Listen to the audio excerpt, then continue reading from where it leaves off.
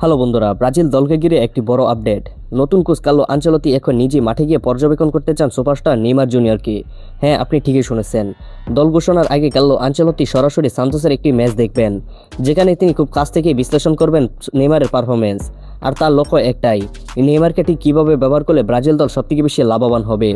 Ancelotti শুধু সাধারণভাবেই খেলা দেখবেন না, তিনি গুটিয়ে গুটিয়ে দেখবেন নেইমার স্ট্রং জোন কোথায়, কোন পজিশনে সে সবথেকে বেশি বিপজ্জনক এবং তার উইংজন কোন জায়গায়। এই পর্যবেক্ষণের উপর ভিত্তি করে তিনি তৈরি করবেন একটি টেকনিক্যাল প্ল্যান।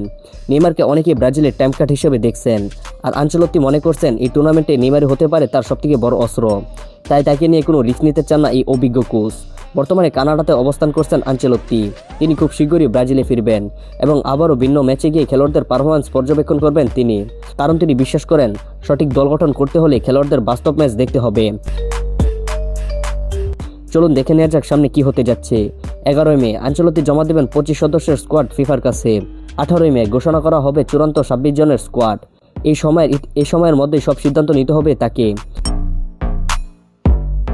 সবচেয়ে বড় প্রশ্ন এখন, নেইমার কি থাকবেন ফাইনাল স্কোয়াডে? আর থাকলে তাকে কোন পজিশনে ব্যবহার করবেন আনচেলত্তি?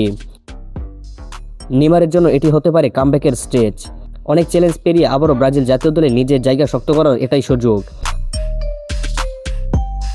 আর যদি কার্লো আনচেলত্তির পরিকল্পনা ঠিকঠাকভাবে কাজ করে, তাহলে ব্রাজিল আবারও বিশ্ব ফুটবলে রাজত্ব করতে পারে। তাই এখন সবার চোখ একটা জায়গায়, নেইমার এবং আনচেলত্তির এই নতুন জুটি। কি মনে হয় আপনার? নেইমার কি আনচেলত্তির টাইম কাট হতে পারবেন? ব্রাজিল কি আবারও বিশ্বজয় করবে? কমেন্ট করে আপনার মতামত জানাতে ভুলবেন না। এবং ফুটবল বিষয়ে কোনো নতুন প্রশ্ন থাকলে কমেন্ট করতে পারেন, পরবর্তী ভিডিওতে রিপ্লাই করা হবে। এবং অবশ্যই আমাদের চ্যানেলটিকে সাবস্ক্রাইব করে ভিডিওতে একটি লাইক করে যাবেন। তো আজকের মতো এই পর্যন্তই। সবাই ভালো থাকেন, সুস্থ থাকেন। আপনার সাথে দেখা হচ্ছে একটি পরবর্তী ভিডিওতে। আল্লাহ হাফিজ।